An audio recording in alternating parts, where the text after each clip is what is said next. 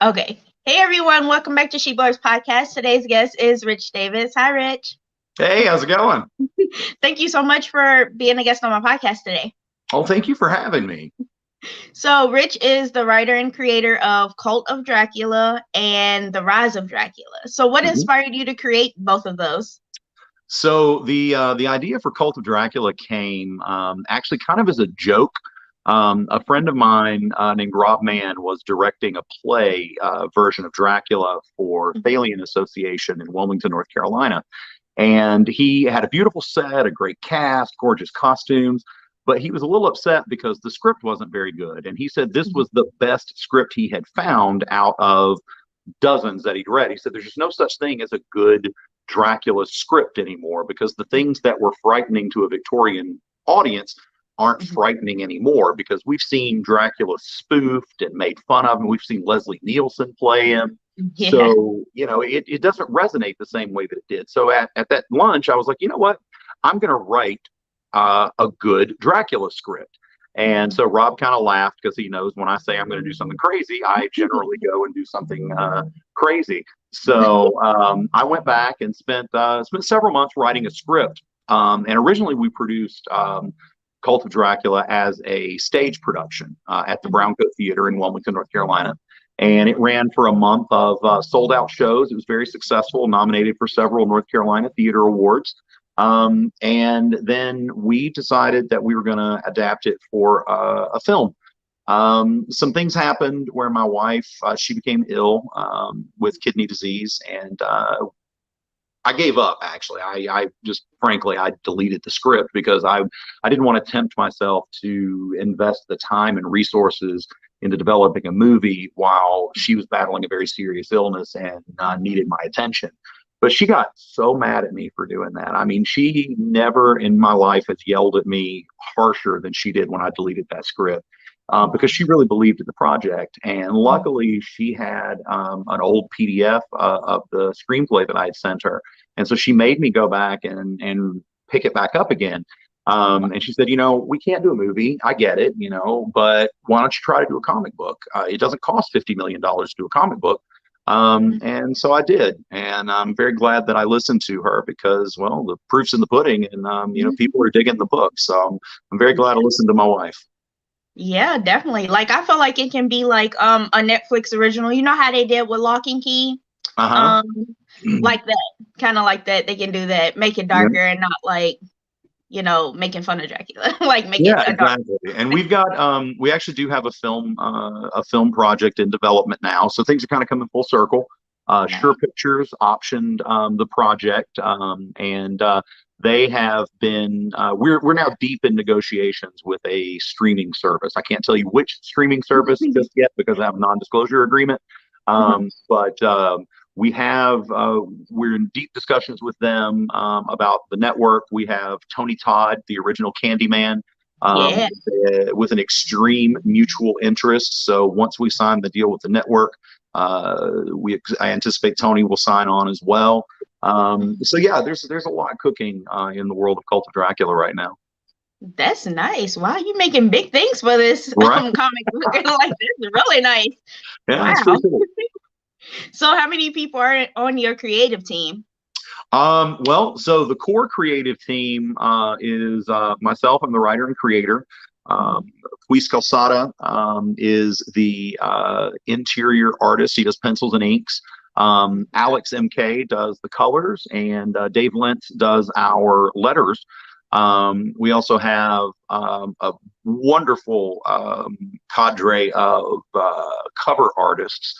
Gyula Nemeth and Shannon Mayer did the A and B covers for all of Cult of Dracula, and now for Rise of Dracula, Kayla Valero and an artist named Intactus are doing the A and B covers for Rise of Dracula, which comes out in December.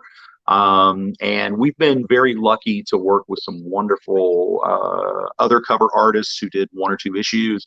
Carla Cohen, Ryan Kincaid, So many others. The cover art really has propelled this book to its success because the covers have been just absolutely gorgeous. So I'm very lucky to work with the very talented artists that I've been privileged to meet, and I'm very thankful that they agreed to work on my project. Yeah, the artwork is good. It's really good. Thank you. Yeah, So, I can't draw a straight stick figure, but luckily Queese is a genius. that's funny. But you're a good writer, though. That Thank matters. you. I'm So, okay with words. so can we like get your comics in comic book stores? Like at the store, I can walk in and go get them now, or do I have to order them online, strictly online? They are so Cult of Dracula is being carried worldwide by comic book stores. Yeah, I think. Well, I was just talking with the guy from Comic Con a few weeks ago, and if numbers were being reported this year like they traditionally are, but they're not with the pandemic. But he estimates Cult of Dracula would have been about the 14th best-selling comic of 2021. So if you can find it, it is available in comic book shops everywhere. Unfortunately, there's been a huge speculation drive on it. And so especially issues 1, 3, and 6 have been selling out because those are key issues that feature first appearances of different characters. So it can be difficult to find sometimes. So sometimes you do have to go online. But if you can, please support your local comic book shop because they're the backbone of this industry, and comics wouldn't succeed without them. So if you completely strike out, we do have the trade paperback coming out this coming Wednesday, Halloween weekend. So it'll be, it's going to be, I mean, Target's even carrying it. So, so you can go to Target and buy a copy of my trade paperback, which is really cool. Ooh, I'm gonna go. I'm gonna go look at go to Target. Yeah. I collect books and I collect comics. I have a lot of Batman comics. And Nice. I saw your Batman in the back. I'm a Oh, huge fan sorry. of Batman. Yeah. So I have a lot of Batman comic books. And people's like, you like Batman comic books? They're like, come in my apartment. They're like, I still Like, have oh them in no, the you back. really like Batman. Right? I won't let anybody touch them. Like they're on their specific shelf. Right.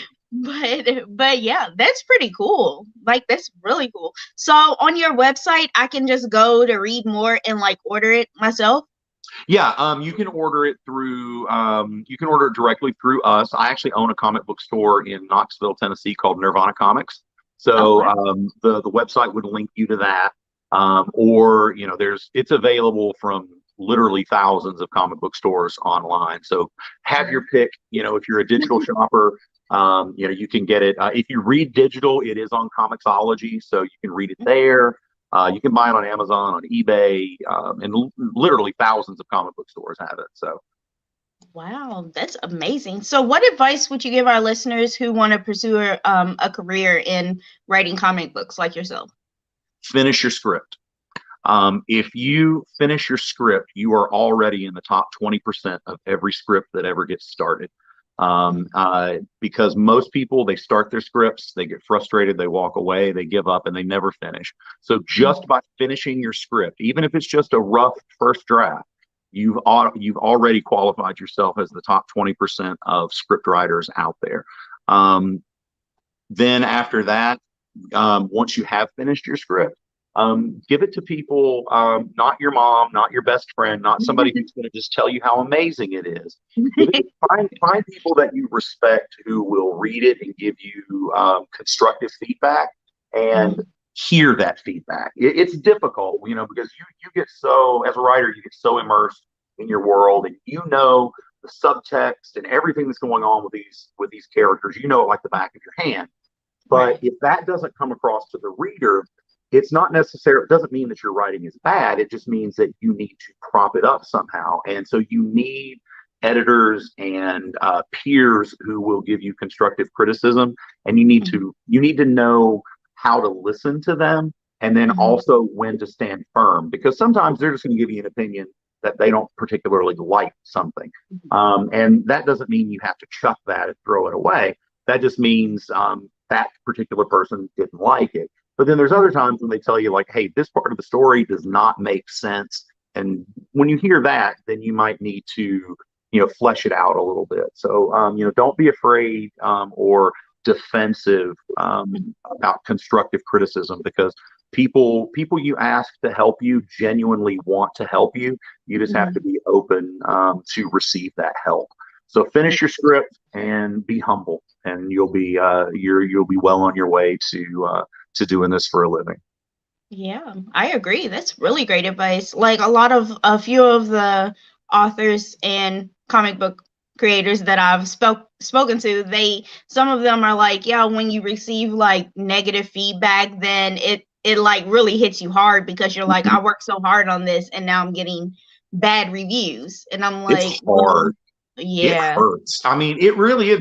Because nobody likes, nobody wants to hear bad things about something that they've created. But, negative criticism is just as beneficial, if not more beneficial, than positive criticism, because that negative feedback is going to expose you to things that you probably haven't thought about yet. And when you hear negative feedback, unless it's just somebody just trashing your work and saying, oh, I hate this, or this person's glasses are stupid, if you're hearing that type of stuff, just ignore it. But if somebody's giving you real constructive negative feedback, you will become better as a writer if you listen and learn how to process it. Exactly. I agree with you. That's really great advice. I'm gonna start saying that to people, because that's true. Yep. That's true. And a lot of them do get mad, and they're like, they'll make posts and they're like, well, this person gave me negative feedback, and I'll read what the person commented on, and it's like, it just wasn't their cup of tea, And I'm just like, well, just don't take that to heart. It's just something that they don't like. So they're just going to give you that feedback. It's just not what they like. So just, and I'm just as guilty as everybody else on the, having sometimes a thin skin about it. Because just a month or two ago, I was at Dragon Con in Atlanta and had a great convention. I mean, I signed, a couple thousand books for people that day, that weekend, and was riding high, got a lot of really great feedback. And I made the mistake of going back to my hotel room to grab a quick bite to eat. And while I was there, a podcast had reviewed it, a podcast out of the UK. And I made the mistake of listening to that podcast while I was eating my lunch. And when I tell you that they hated my book, they hated my book. I mean, they hated everything about it. It bothered me for the whole day. It got in my head, and I'm like, I'm sitting here thinking, wow, should I just stop doing this? And but then I took a minute and I thought, I listened to them again and I heard what they were saying. And so I reached out to them via email, and I thanked them for reviewing my book. And I said, I hear what you're saying. And there were a couple of points that, that they mentioned that I completely agree with. I got a little ambitious with Cult of Dracula. I made I wanted to kind of mimic Quentin Tarantino's Pulp Fiction and tell a broken narrative, where the timelines get confused. And I think I got a little too ambitious at times with that. So if I had it to do all over again, I would go back and tell a slightly more linear story that's easier for the audience to digest. But anyway, the moral of the story is, after this hit me hard and broke my spirits for an afternoon. But then when I heard what they were saying and really opened myself up to it and processed it, I reached out to them and we engaged in a very, very constructive dialogue that helped me. It informed me on making some decisions about my next book, Rise of Dracula.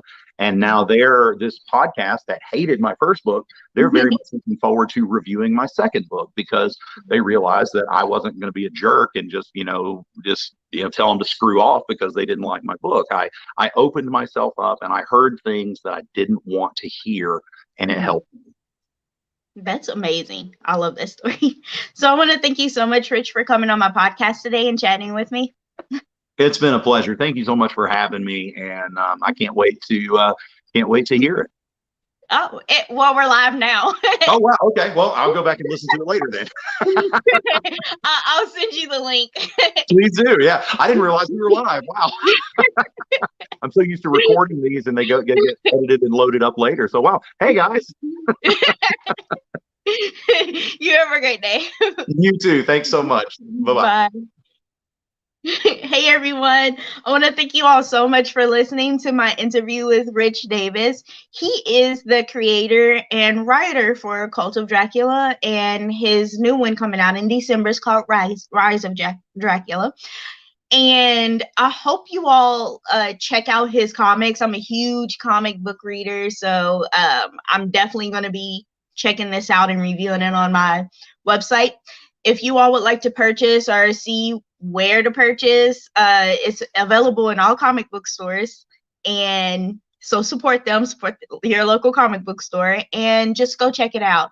I thank you all so much for supporting my podcast, and thank you all so much for listening. Have a great day. Bye.